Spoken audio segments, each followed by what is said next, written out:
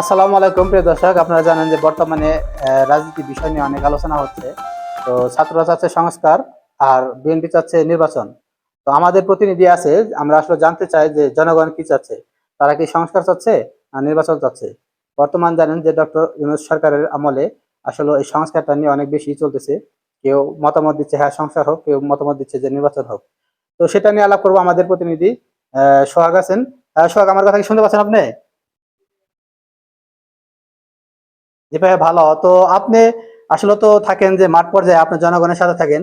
তো আপনি আসলে যদি বিষয়টা ক্লিয়ার করতেন যে জনগণ আসলে কি চাচ্ছে, আপনার কাছে যদি কোনো জনগণ থাকে তাদেরকে জিজ্ঞেস করেন যে আসলে বর্তমান জনগণে কি চায়, সংস্কার চায় না নির্বাচন চায়, সেটা যদি একটু ক্লিয়ার করতেন বিষয়টা। আচ্ছা ভাইয়া, ঠিক আছে। আমার সামনে দুইজন লোক আছে।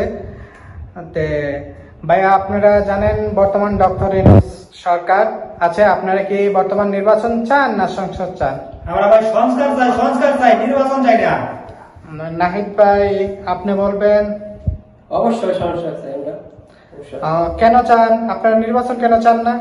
আমরা নির্বাচন এখানে চাই না, কারণ বিএনপি দেখছি যাবত 10 বছর যাবত 5 বছর যাবত তারা ক্ষমতায় ছিল, কিন্তু ওদেরকে দেখেছি হয়েছে না। কারণ আমরা তো ছাত্ররা যুদ্ধ করে এখানে দেশটা স্বাধীন করছি নতুন ভাবে, সেই হিসাবে আমরা ছাত্ররা সংস্কার করে এখানে তারপরে নির্বাচনে নামবো আমরা। ঠিক আছে, বিএনপি যে 10 বছর আগে দেখছেন, তে জামাত ইসলাম কেমন? জামাতে ইসলাম যেমন, তারা তো মাঠে আসে নাই, বর্তমানে তারা আসার জন্য চেষ্টা করতেছে। তাদেরকে দেখি তারা যদি ভালো থাকে তাদেরকে সাপোর্ট দিব, আর যদি তারাও যদি ওই একই কোয়ালিটির মানুষ হয়ে থাকে তাহলে তাদেরকে আমরা সাপোর্ট করবো না। তে আমাদের এখন নাহিদ ভাইয়ের কাছে চলে যেতেছি। নাহিদ ভাই, আপনি কি মতামত দেন? না, এখন দেশটা বর্তমানে ভালোভাবে চলতেছে, ঠিক আছে। এখন নতুন করে কোনো নির্বাচন করার দরকার নাই।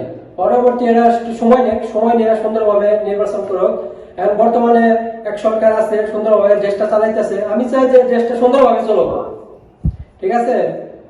তে মামুন ভাই, আপনি তো শুনতেছেন বর্তমান জনগণ নির্বাচন চাইতেছে না, বর্তমান ডক্টর ইউনূসকে চাইতেছে।